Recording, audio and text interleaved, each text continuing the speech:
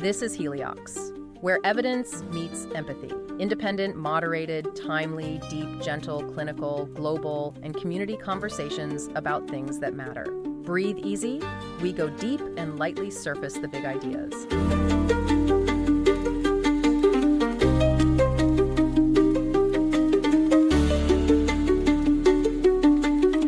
I want you to just close your eyes for a second.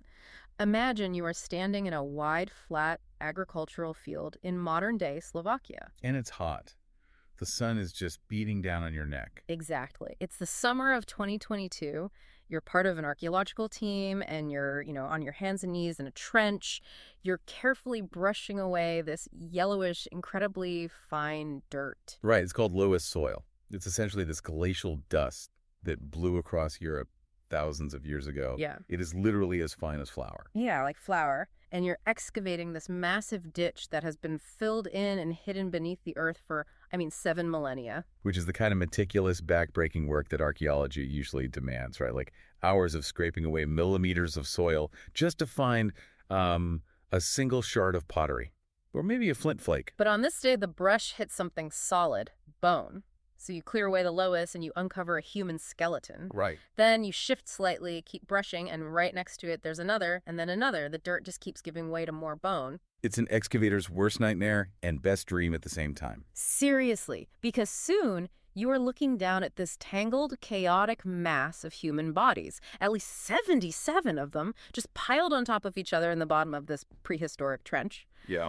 But as the sweat drips off your nose and you look closer at this massive tangle of remains, the sheer scale of the discovery is, it's eclipsed by a glaring, terrifying omission. The heads. Yes. Out of these 77 bodies, almost none of them have heads. That kind of discovery completely paralyzes a site. Mm-hmm. Because when we picture prehistoric burials, we have this, this idealized image of someone carefully laid to rest. Right, like a quiet grave. Exactly. Quiet grave, maybe a ceramic pot placed near their hands, a polished stone axe by their side, a neat, orderly farewell. Yeah. What you just described is a profound disruption. It's a rupture in literally everything we expect to see. It's a 7,000-year-old cold case. And today's deep dive is taking us straight into that trench in Slovakia. We are unpacking this massive, fascinating 2026 archaeological paper titled Neolithic Bodies in Vrabel. It's a great paper. It really is. It's an investigation into one of the most astonishing, chilling discoveries from the people who essentially invented the farming lifestyle in Central Europe, a group known as the linear Bandkeramik culture. Yeah, or we usually just call them the LBK. The LBK. And our mission for this deep dive is to figure out what went so terribly wrong for them. Because we aren't just here to gawk at a prehistoric crime scene, right? No. Definitely not. We're going to decode the forensic clues left in that yellow dust to understand a massive continent-wide cultural crisis. We're going to figure out how these early humans viewed life, death, and what it actually means to be a person. Because how a society treats its dead is basically a mirror. It reflects their deepest anxieties, their view of the cosmos, and, what they valued above all else. Let's be honest. You all love a good 7,000-year-old mystery. Who doesn't? Right. Okay, let's unpack this. Set the scene for us. Who are these people? Because when I hear 5500 BCE, I think of, small, struggling bands of people huddling around a fire. Barely surviving. Yeah, barely surviving. But that's not what was happening here. Far from it. The LBK culture represents an explosion of new technology and a totally new way of living. Before this, Europe was populated mostly by highly mobile hunter-gatherers. Okay. But the LBK folks brought something revolutionary out of the Carpathian Basin, a fully packaged agricultural lifestyle. Wow. Yeah, they had domestic crops like emmer and einkorn wheat. They brought domesticated cattle, sheep, pigs, and they brought this very distinct style of pottery. Right, the paper mentioned the pottery. It's decorated with these sweeping, incised linear bands. Exactly, which is literally where their German name, linear Bandkeramik, comes from. Linear band ceramics, makes sense. And they built these massive structures. That's the part that really surprised me in the research. Well, longhouses. Yes. We aren't talking about little temporary huts made of animal skins. We are talking about timber longhouses. It's monumental architecture for its time. A standard LBK longhouse could be anywhere from 15 to 40 meters long. That is huge. Yeah, they were constructed using massive, old-growth oak trunks for the main support posts. And the walls were wattle and daub, Wait, what exactly is wattle and daub? I've heard the term, but Oh, so it means they wove flexible branches like hazel or willow between smaller posts, kind of like a basket. And then they smeared the whole thing with a thick plaster of clay, mud, and straw to insulate it. wow, it sounds incredibly permanent, like they were laying down roots in a way humanity just hadn't really done before in this region. It was a profound shift in the human psyche. I mean, they were no longer moving through the landscape, they were dominating it. They were clearing ancient forests, planting fields. Exactly. Building structures designed to last generations. And at this specific site we are talking about today, Vrabel, located in southwest Slovakia, we are looking at one of the absolute largest LBK settlements ever discovered. The scale of Vrabel is staggering. The researchers used a technique called a geophysical survey to map the site before they even put a single shovel in the ground, right? Yeah, magnetometry. Right, and they found the outlines of at least 313 longhouses, which I was trying to figure out how they actually count houses that rotted away 7,000 years ago, like without digging up the whole valley. It's brilliant, actually. It comes down to understanding the construction process of those wattle and daub walls we just talked about. Okay. To get enough clay to plaster a 30-meter-long house, the builders didn't haul dirt from miles away. They just dug long, deep pits right next to the exterior walls of the house. Oh, that makes sense. Lazy but efficient. Very efficient. And over the decades, those extraction pits slowly filled up with household refuse. Ash from the hearths, broken pottery, food waste, and eventually topsoil. So they essentially created parallel trash trenches right next to their houses. Exactly. And that refuse-filled dirt has a fundamentally different magnetic signature than the untouched natural subsoil surrounding it. Really? Well, the organic material and the ash are highly magnetic compared to the pure lesses. So when researchers ran magnetometers over this modern agricultural field, those parallel lateral pits showed up on the computer screen as bright anomalies. Oh, wow. It creates a perfect ghostly blueprint of the entire settlement. You can see the exact orientation and size of almost every house that ever stood there. It's like taking a prehistoric X-ray of the Earth. That's a great way to put it. And the X-ray showed that these 313 houses were clustered into three very distinct, spatially separate neighborhoods. Yes. You have a northern neighborhood, a southeastern one, and a southwestern one. Each of these zones is about 15 hectares in size, with a little creek running between them. Though we should point out, not all 313 houses were standing at the exact same time. Right, the paper is careful to mention that. Why is that important? It's a crucial detail for understanding their society. The LBK operated on what archaeologists call the yard model or the farmstead model. Think of it like a multi-generational family plot. Even a well-built timber longhouse has a lifespan. After maybe 30 to 50 years, the wooden posts start to rot in the ground, the roof sags, and it becomes unsafe. So they don't pack up and move to a new valley. No, they just step out their front door and build a new house a few yards away. Oh, I see. The family lineage stays on the exact same plot of land for centuries. So when we see 313 house blueprints on the magnetic scan, we're actually looking at several generations of rebuilding. So a single continuous household might leave behind the footprints of 5 or 6 different longhouses overlapping slightly in their designated yard. Precisely. But even when you do the math and divide the houses by the generations, Vrabel was still a massive, bustling metropolis by early Neolithic standards. Oh, absolutely. Yeah. Hundreds of people living cheek by jowl, sharing resources, farming the same valley. Which brings us to the architectural anomaly that makes Vrabel so weird. And honestly, a little paranoid. The enclosure. Yeah, the enclosure. Yeah. Because the southwestern neighborhood, just one of the three, is completely surrounded by a massive wall system. It's intense. It's a 1.3-kilometer long double ditch. Wow.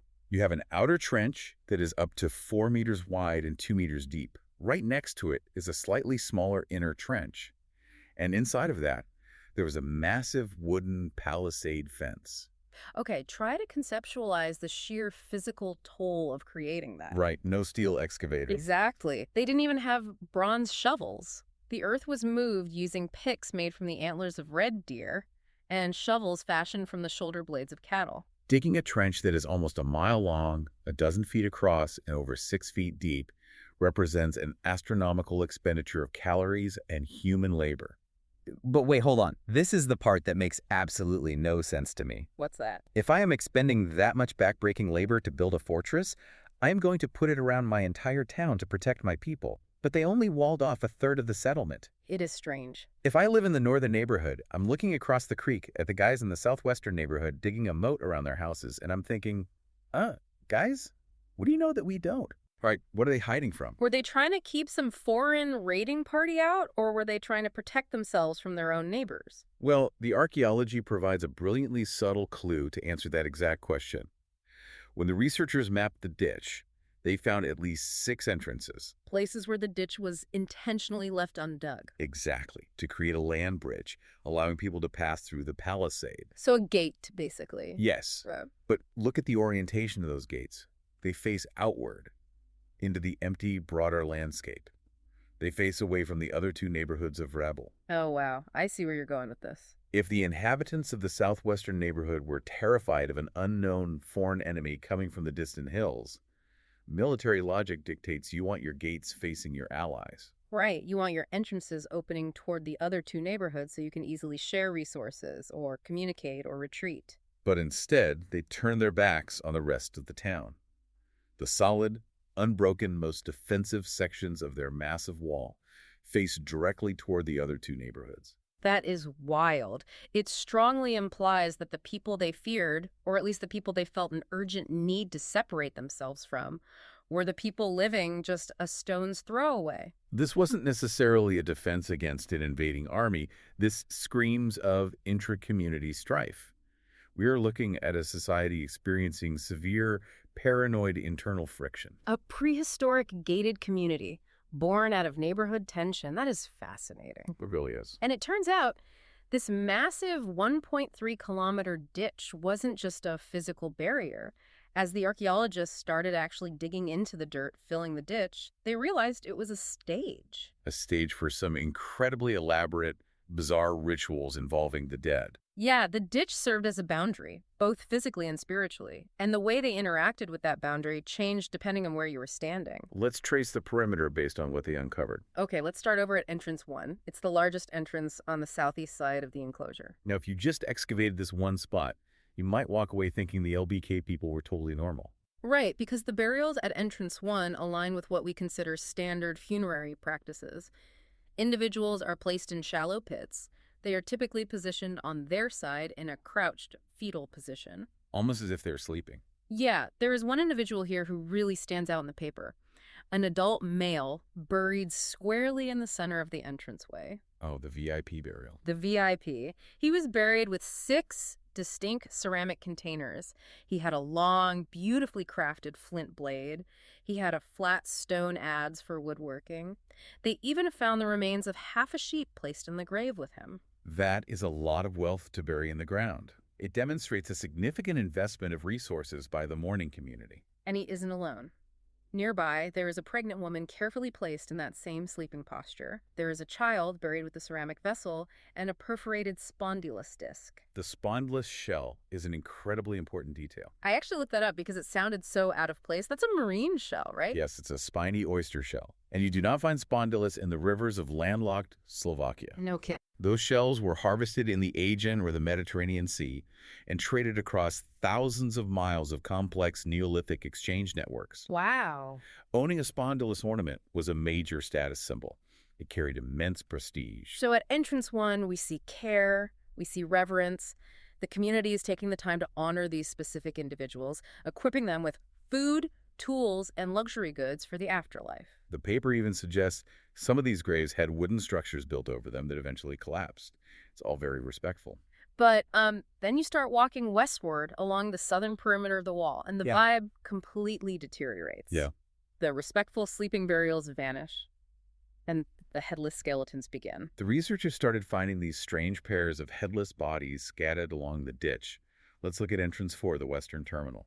They dig down and they find 2 headless skeletons. And oddly, they are accompanied by a third skeleton that does have its head, but someone took a massive 30-centimeter long flat rock and laid it directly over the skull. It's a highly deliberate physical suppression of the head. Even when the skull is allowed to remain with the body, it is singled out for heavy symbolic manipulation. Pinning it down. Exactly. The weight of that stone pinning the head down speaks to a very specific cosmological intent. Then you move to entrance 3, another pair of headless skeletons dumped in the inner ditch. move east to entrance 2. Another pair of headless bodies stretched out along the base of the trench. It's a repeating motif.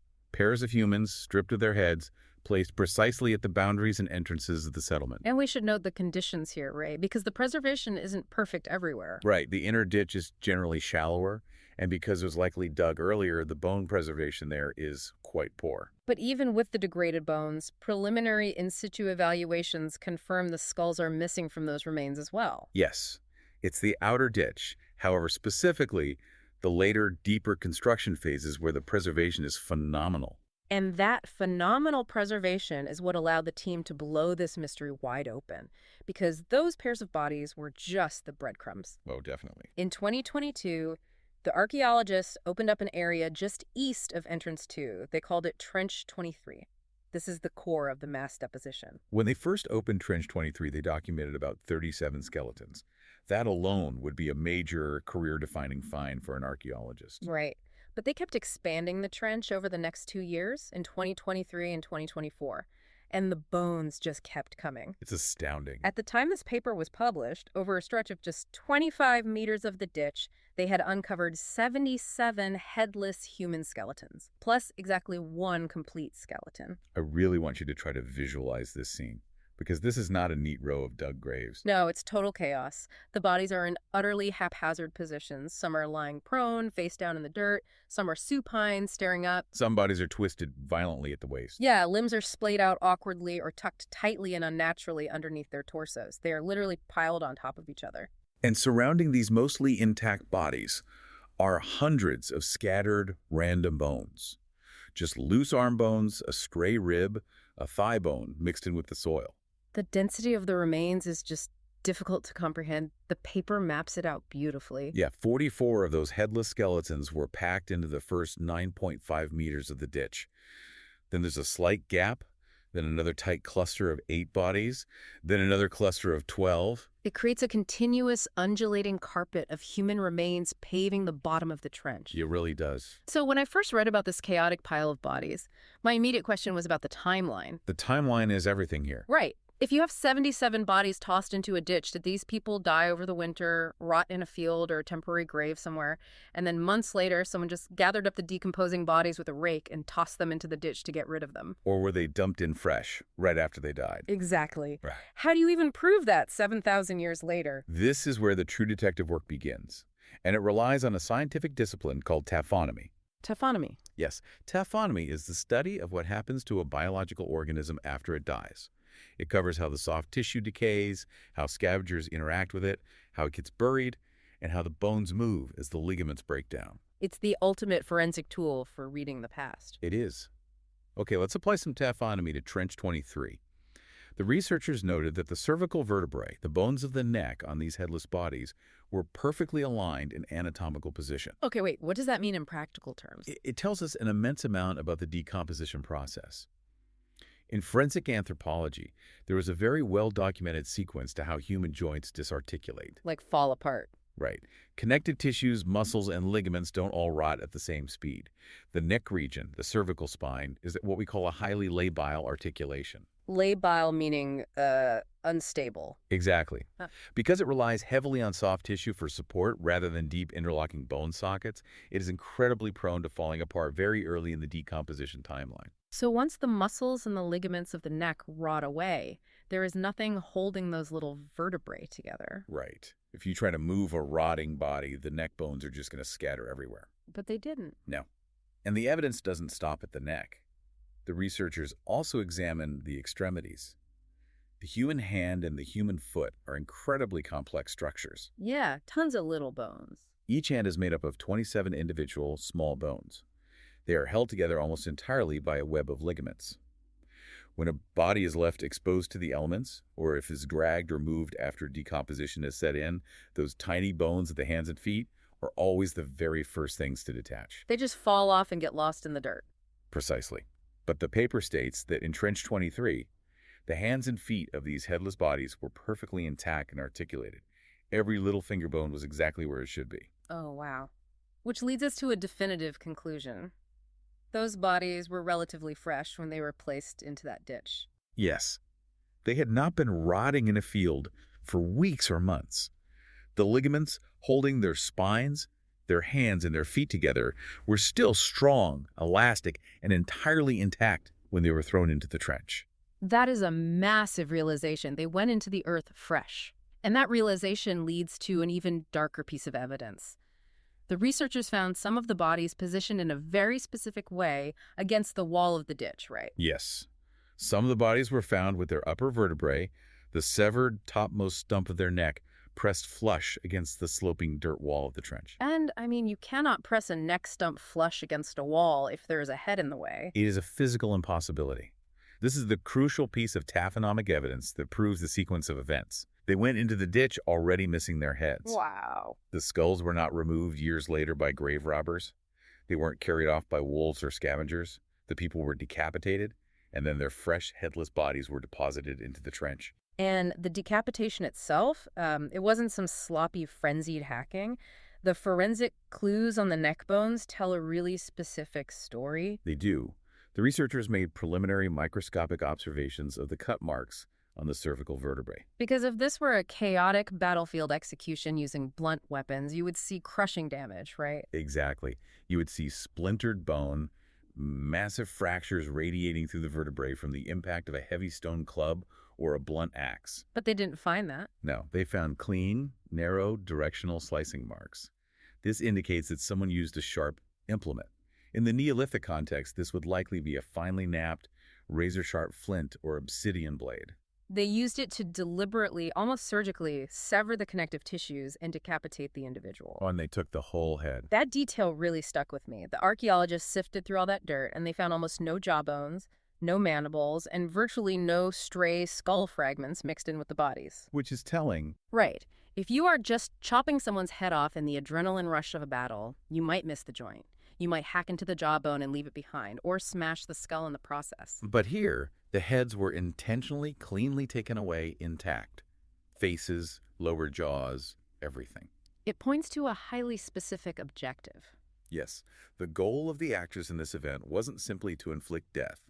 The primary objective was the acquisition of the head as a complete, intact, physical unit. The fact that they removed them with such sharp tools, leaving the mandibles attached to the skulls, suggests a practiced, methodical approach. It wasn't uncontrolled rage, it was a calculated extraction. But amidst this calculated extraction of 77 adult heads, there is one glaring exception. I mentioned it earlier.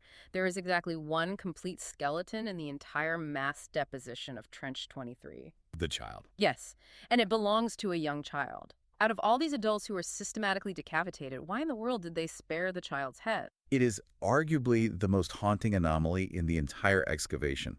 We know it's a child based on preliminary osteological assessments. How do they know for sure? Osteologists look at things like epiphyseal closure. Essentially, as a human grows, the ends of our bones, the epiphyses, are separated from the main shaft by a layer of cartilage, the growth plate. Okay, sure. As we reach adulthood, that cartilage turns to bone, and the ends fuse seamlessly to the shaft. By looking at which bones have fused and which haven't, we can determine age at death with remarkable accuracy. And the bones of this individual were not fused. Correct. The data shows that subadult skeletons, children, and young teenagers are vastly underrepresented in this mass deposit compared to the normal demographic breakdown of an LBK community. And this one specific young child, lying there in the ditch with its head completely intact alongside 77 headless adults, breaks all the rules of whatever event occurred here. It makes your mind spin with the possibilities. This really does. Was a child's head just not considered cosmologically valuable in the same way an adult's was? Or did the people doing the decapitating look down at the kid and feel a sudden, overpowering pang of taboo? Could they just not bring themselves to do it? Or, conversely, does the child's intact status serve a specific symbolic function that we simply lack the cultural context to understand? In archaeology, we have to be careful not to project our modern emotional responses onto past actors. But it undeniably highlights that real human beings were making complex, real-time decisions in that ditch 7,000 years ago. Okay, so we've established the physical reality of the scene. The bodies were dumped fresh, cleanly decapitated, and intentionally placed in the outer ditch. But the big question remains, why? That's the multi-million-dollar question. Was this just a mass grave, a convenient, out-of-the-way place to hide the victims of a brutal massacre? The paper suggests we shouldn't jump to that conclusion, because there were these strange, seemingly ritual breadcrumbs scattered all throughout the trench. Right, the depositional practices. The way things were placed in the ditch reveals a high level of curation. It isn't just human bone and dirt. No, the excavators noticed a persistent, highly unusual presence of river pebbles mixed among the bones. These are smooth stones, roughly 8 to 10 centimeters in diameter. And we established earlier that Vrabel is built on loess, fine wind-blown glacial dust. If you dig a hole in loess, you don't hit rocks. Exactly. There are no natural stones of that size in the immediate soil profile. Every single one of those river pebbles had to be intentionally collected. Someone had to walk to the riverbed or dig deep into the older gravel deposits, physically gather these heavy stones, carry them back to the enclosure, and place them directly next to the headless skeletons. They even found an entire paved walkway made of these imported river pebbles at the bottom of the inner ditch near entrance 5. Wow, you don't spend days or weeks hauling river stones to pave the bottom of a trench if it's just a garbage dump for bodies. Exactly. It shows this ditch was a constructed, highly curated, meaningful environment. And when we look at the artifacts found, or rather, the artifacts not found with the bodies, the complexity deepens. Right. At entrance 1, we saw the VIP burial with his 6 pristine ceramic pots and his half a sheep. But in trench 23, with the 77 headless bodies, grave goods in the traditional sense are completely missing. Nobody gave them a pot of grain for the afterlife. But the archaeologists did find a few very strange items sprinkled in the dirt near the bodies. A single bone needle, some broken pieces of a spone used for grinding grain, a polished stone axe head tucked underneath a femur bone. Now, a skeptic might argue that those items are accidental inclusions. When you dig a pit next to a settlement, sometimes household trash just falls in. But their proximity to the remains requires us to consider intentionality. However, the most startling, undeniably intentional artifacts found near the skeletons were 5 perforated teeth. This detail is wild. 4 human teeth and 1 deer tooth. And someone had taken the immense time and effort, remember, without metal drills to bore a hole straight through the root of each tooth so they could be strung on a cord and worn as a necklace or a pendant. Finding perforated human teeth is an exceedingly rare phenomenon in the European Neolithic. Really? Where else have they found them? They are documented at a contemporaneous LBK site called Vrabel in Germany, and if we look far to the southeast, we see them at the famous, much older site of Sediluk in modern Turkey. But they are not common. Wearing the physical body parts of other humans, especially teeth, which endure long after the flesh rots, is a highly charged symbolic act. It feels incredibly intimate. It ties deeply into concepts of lineage, memory, and perhaps harnessing the power or the essence of the deceased. The presence of these teeth in the ditch alongside the headless bodies suggests we're dealing with a deeply complex cosmological event. So let's summarize the crime scene.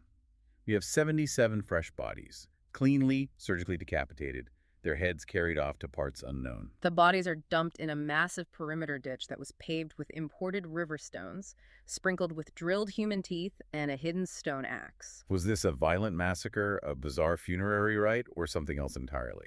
To even begin to answer that, we have to pull our lens back from the site of Vrabel. We have to look at what was happening across the entire continent of Europe at this exact moment in time. Because Vrabel wasn't existing in a vacuum. Far from it.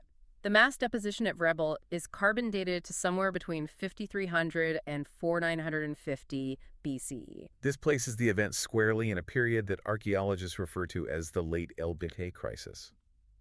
Around 5100 BCE, the entire LBK culture across Central Europe seems to hit a massive systemic breaking point. What causes a 7,000-year-old civilization to suddenly collapse? The exact triggers are heavily debated.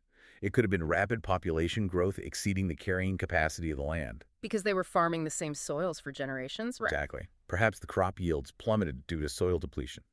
There's also evidence of subtle climate shifts causing extended droughts. Whatever the spark, the result in the archaeological record is undeniable. The peaceful, expanding generations of the early LBK, the people who just quietly built longhouses and farmed, seem to shatter. We see the sudden, frantic construction of massive defensive enclosures everywhere, just like the one of Vrabel. And we see a massive spike in extreme behavior. But the type of extreme behavior varies wildly from one valley to the next. This is where it gets really dark. Let's contrast Vrabel with 2 other famous sites from this late LBK crisis to show just how unstable things had become. Okay, Let's look at a site called Aspernschlitz in Lower Austria, which is geographically quite close to Vrabel. If Vrabel's a mystery, Aspernschlitz is a nightmare. It is one of the most chilling sites in European prehistory. What happened there? There, at the very end of that settlement's existence, over 100 individuals were killed, and their bodies were left in the enclosure ditches. But unlike Vrabel, their bones show massive catastrophic blunt force trauma. Oh, wow. Skulls caved in with stone axes, forearms shattered from trying to block blows. It was a slaughter. But the most revealing data didn't come from the bones themselves. It came from their DNA, right? The ancient DNA study published by Jelliber and Reif in 2025. Yes. That study revealed something incredible. When they analyzed the genomes of the people killed in the ditch, they found that they did not have the biological relatedness you would expect from the long-term inhabitants of that settlement. Right. They weren't the locals. Exactly. They were outsiders. These were people from other settlements who either marched on Aspernschlitz or were captured and brought there and were subsequently slaughtered. It represents straight-up brutal mass intercommunity violence, a war, or a massive deadly raid. So Aspernschlitz gives us a clear example of warfare and massacre during this crisis. But then we look at another site from the same period, Herxheim in western Germany, and Herxheim makes everything else look tame. Herxheim is arguably the most debated, controversial site in European archaeology. Just like Vrabel, it was a perfectly normal, functioning LBK farming settlement for over a century. Then what happened? Right in the 51st century BCE, the height of the crisis, they dug a massive double enclosure. And inside those ditches, archaeologists found the remains of hundreds of human beings. But they weren't just killed. No, the bodies were systematically, meticulously chopped, crushed, and separated into tiny fragments. They found around 500 stulkalot, which are the very top caps of the skull, intentionally cut away and deposited in tight clusters. They were dismantling human beings, and they didn't just smash the people, they smashed everything. They found intentionally destroyed, high-quality pottery, snapped flint blades, and broken polished stone tools mixed in with the bone fragments. It was an absolute frenzy of destruction. The interpretation of Herxheim is fiercely contested in the academic community, right? Very fiercely. Some researchers look at the cut marks in the fragmentation and argue that it is undeniable evidence of mass cannibalism. Cannibalism. They posit that people were being systematically butchered, the marrow extracted, and the meat consumed in some horrific crisis response. But that is not the only theory. No, many researchers vehemently disagree with the cannibalism hypothesis. They argue that cannibalism completely misreads the cultural context. They interpret Herxheim as a massive regional center for incredibly complex secondary burial rites. Okay, explain secondary burial, because that sounds counterintuitive to us. In a secondary burial system, the initial death and decay of the body is just the first step. After the flesh rots away, the bones are dug up and manipulated. So what were they doing at Herxheim? The proponents of this theory argue that during the crisis, people from across the entire region brought the exhumed bones of their dead ancestors to Herxheim. The systematic chopping and fragmentation wasn't culinary, it was a deeply relational cosmology. By fragmenting the bones of their ancestors and physically mixing them with the bone fragments of other lineages in the ditch and destroying valuable objects alongside them, they were forging and cementing spiritual and social ties between different communities. They were trying to bind a fracturing society together through the shared substance of the dead. I look at Aspernschlitz, which is clearly war, and I look at Herxheim, which might be this incredibly intricate magical ritual. And when I look back at Vrabel, my instinct is to demand a simple answer. Right. Was it a brutal, bloodthirsty massacre of the neighbors? Or was it a peaceful, highly symbolic funerary ritual? But what if our demand for a simple answer is the problem? That is exactly the trap that modern archaeology often falls into, and it is something the authors of the Vrabel paper explicitly warn against. We have inherited a very rigid Western binary. It must be either war or ritual. It must be profane violence or sacred veneration. But that binary completely fails to capture the Neolithic mindset. Mm. To truly understand Vrabel or Herxheim, we have to fundamentally shift how we understand human identity. We have to talk about the concept of personhood. Okay, let's explore that. Because today, in the 21st century, I think of personhood as just me. Right, you're an individual. Exactly. My thoughts are contained entirely within my brain. My identity is tied to my specific physical body, my career, my social security number. I am a self-contained unit, and I end at my skin. That is the classic post-Enlightenment view of the bounded autonomous individual. But anthropologists who study traditional societies across the globe have documented a radically different way of existing in the world. And what is that? They argue that in many societies, and very likely during the Neolithic period, people operated on a concept of relational or individual personhood. Dividual, as in the literal opposite of individual. Precisely. In a individual framework, you are not a single, isolated being.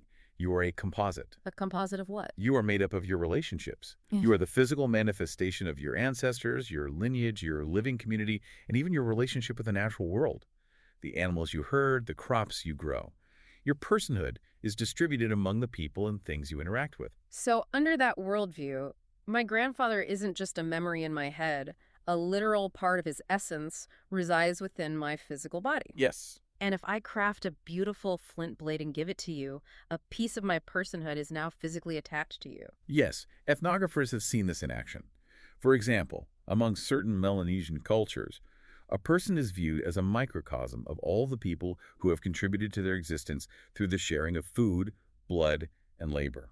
In some Amazonian tribes, identity is incredibly fluid and deeply tied to the physical substances shared within the community. In these worldviews, the physical body is saturated with lineage. And crucially, the most potent, concentrated symbol of that identity, that vitality, that personhood, is the human head. The head. This is where it all snaps into focus for Vrabel. Ethnographic accounts from all over the world suggest the head is frequently viewed as the physical seat of the soul, the life force, or the reproductive power of the lineage. So we have to look at the 77 decapitations at Vrabel through this lens of relational personhood. By removing the heads of those people, the actors were not just committing physical violence, they were performing an incredibly powerful, cosmologically charged act. Let's play out the two scenarios for Vrabel using this individual mindset, because either way, it is incredibly intense. Let's take scenario A. This was a violent raid. Okay, the paranoia and the intra-community tension finally boiled over. The gates of the southwestern neighborhood were breached, and one group slaughtered 77 people from the other group. If they're operating under relational personhood, taking the heads isn't just about collecting a grisly trophy to brag about around the campfire. Absolutely not. If this is an act of intergroup violence, taking the head is an act of ultimate cosmic erasure. You aren't just killing the physical individual, you are actively capturing their lineage. You are stealing the reproductive power and the vital essence of their ancestors. You are subjugating their metapersons and breaking their connection to the cosmos. You dump the discarded, powerless, headless bodies in the boundary ditch, and you take the heads, the concentrated power, back to your own longhouses to absorb that vitality into your own community. Wow, you're literally sealing their soul and making it yours. But what about scenario B? What if this wasn't an attack? What if these 77 people died of a sudden virulent disease or starved during a catastrophic crop failure, and their own families, the people who loved them, are the ones decapitating them? If it is an act of veneration, a ritual honoring their own dead, taking the head is an act of profound preservation. Because if your personhood is distributed among your kin, taking the head is a way to keep the essence of the deceased alive and actively connected to the living community. You sever the head to liberate the lineage from the rotting, decaying flesh in the body. The body is left in the ditch, the physical boundary of the settlement, while the head is kept, curated, perhaps plastered with clay to recreate the face, and consulted in the homes of the living. It sounds so gruesome to our modern sensibilities, but is it really that fundamentally different from how we process grief? That's a good point. Today, we cremate our loved ones and keep urns full of their ashes on our living room mantels. In the Victorian era, grieving mothers would cut locks of hair from their deceased children and weave them into intricate jewelry to wear around their necks. For the people of Vrabel, facing the collapse of their world, keeping the complete head might have been the ultimate, most loving way to maintain a relationship with a dead relative. Exactly. Whether it was an act of extreme, annihilating violence or an act of extreme, desperate veneration, the removal of the head was the mechanism through which they navigated the cosmological crisis of death. And the fact that they did it so uniformly, to 77 people in one specific spot, tells us that the rules of their society were buckling under immense, unprecedented stress. You mentioned the dating earlier, placing this right in the late LBK crisis between 5300 and 950 BCE. The paper notes that they ran carbon dating on rib samples from 12 of the headless skeletons to try and pinpoint exactly when this happened. But they hit a snag. something called a radiocarbon calibration curve plateau. The radiocarbon plateau. It is the absolute bane of a Neolithic archaeologist's existence, right? Absolutely. Because normally I think of carbon dating as this precise scientific clock. Carbon-14 decays at a steady rate, so you just measure what's left in the bone and boom, you know the exact year they died. Why doesn't that work here? Because the amount of carbon-14 in the Earth's atmosphere hasn't been perfectly constant throughout time. Carbon-14 is created when solar radiation interacts with nitrogen in the upper atmosphere. Plants absorb it, humans eat the plants, and it gets locked into our bones. But solar activity fluctuates? Yes. Changes in the Earth's magnetic field alter how much radiation gets through. So there are certain periods in prehistory where the atmospheric carbon-14 levels fluctuated in such a way that it perfectly counteracted the radioactive decay. Meaning? Meaning that structurally, from an isotopic standpoint, a bone from a person who died in 5210 BCE looks absolutely identical to a bone from a person who died in 5000 BCE. The curve flattens out. It creates a 200-year blind spot right at the climax of the LBK crisis. So the science can't tell us exactly how fast the Vrabel Trench filled up. It leaves us with two drastically different pictures of life in this village. Yes, it does. On one hand, it could have been a slow, agonizing accumulation. Maybe one person died every few months over decades, and each time the community solemnly performed the decapitation ritual and placed the body in the ditch. It was just their new, bizarre normal. That is a possibility. Or it could have been a single horrific afternoon, a massive one-off event. 77 people dead in process before the sun went down. But the paper points out that the taphonomy gives us a pretty strong hint. Yes, the stratigraphy, the layering of the dirt and the bones doesn't lie. If these bodies were deposited years or decades apart, you would expect to see distinct layers of windblown lotus or silt separating the skeletons. But we don't see that. The bodies are piled directly on top of each other, intertwined, with very little sedimentary settling between them. Furthermore, there are no signs that the ditch was repeatedly dug out and refilled to accommodate new bodies over time. Which pushes the authors toward the conclusion that this happened incredibly fast. Maybe over a few terrifying weeks, maybe in a single catastrophic day. The community of Vrabel was dealing with a massive influx of bodies all at once. The logistics of processing 77 fresh bodies simultaneously, the labor of decapitation, the coordination of the deposition, the sheer emotional toll indicates an event of overwhelming magnitude. Which brings us back to the ultimate lingering mystery of Vrabel. We have the 313 longhouses. We have the 1.3-kilometer paranoia ditch. We have the 77 bodies. We have the forensic proof of how they died, or at least how they were processed with flint blades while the ligaments were still fresh. We have the cultural context of a society in continent-wide crisis, clinging to or weaponizing the concept of the head to harness the power of their ancestors.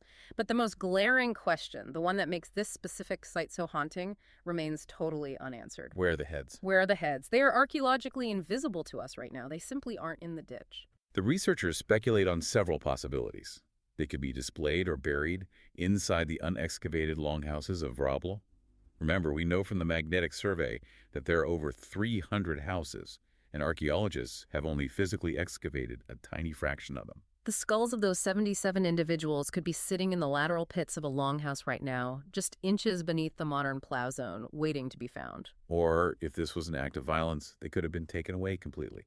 The raiding party could have carried the heads off to another settlement dozens of miles away as trophies of their cosmic victory. If it was a loving ritual, they might have been curated for years and then eventually destroyed, crushed into dust, or thrown into a fast-flowing river once the mourning period was officially over and the lineage was secure. In archaeology, what is missing is often just as informative as what is present. The deliberate removal and curation of 77 human heads required intent, it required complex logistics, and most importantly, it required a deep, shared cosmological belief system that made such an extreme, visceral act not just acceptable, but absolutely necessary for the survival of the community's worldview. The absence of the heads is the loudest piece of evidence we have. It's time to wrap this up. Vrabel isn't just a mass grave. It is a window into a community standing right at the twilight of their civilization. They were the pioneers. They were the first farmers of Europe. They built a massive, thriving, multi-generational agglomeration of humanity. They conquered the forests and built monumental timber homes. And then something in their world broke. Whether they were tearing themselves apart in a paranoid frenzy, slaughtering the people across the creek and stealing their cosmic power, or whether they were desperately trying to hold their fracturing community together through an extreme, loving ritual of preserving their ancestors, they left the final chapter of their story in that lowest ditch. They were facing an existential crisis, and they were trying to solve it using the only cosmological tools they had at their disposal. And for them, the most powerful tool in the universe was the human head. It really was. I want to leave you with a final thought to chew on today. In our modern world, we define ourselves by such abstract concepts. We define ourselves by our digital footprints, by our resumes, by our credit scores, by the internal monologue running through our brains. Very true. But 7,000 years ago, your identity, your very essence, your deep connection to the past, and your hope for the future might have lived purely, physically, in the bone and flesh of your head. And if someone took it, who did you become? Did your soul cease to exist, or did you become an unwilling part of them? The next time you walk past a modern gated community, look at the walls, look at the gates, and ask yourself, are those walls really meant to keep the scary world out, or are they hiding the anxieties of the people living inside? We build walls to feel safe. But often the most profound changes and the most terrifying threats come from within. Heliox is produced by Michelle Brucker and Scott Bleakley. It features reviews of emerging research and ideas from leading thinkers, curated under their creative direction with AI assistance for voice, imagery, and composition. Systemic voices and illustrative images of people are representative tools, not depictions of specific individuals. Thanks for listening today. 4 recurring narratives underlie every episode: boundary dissolution, adaptive complexity, embodied knowledge, and quantum-like uncertainty. These aren't just philosophical musings, but frameworks for understanding our modern world. We hope you continue exploring our other episodes, responding to the content, and checking out our related articles at helioxpodcast.substack.com.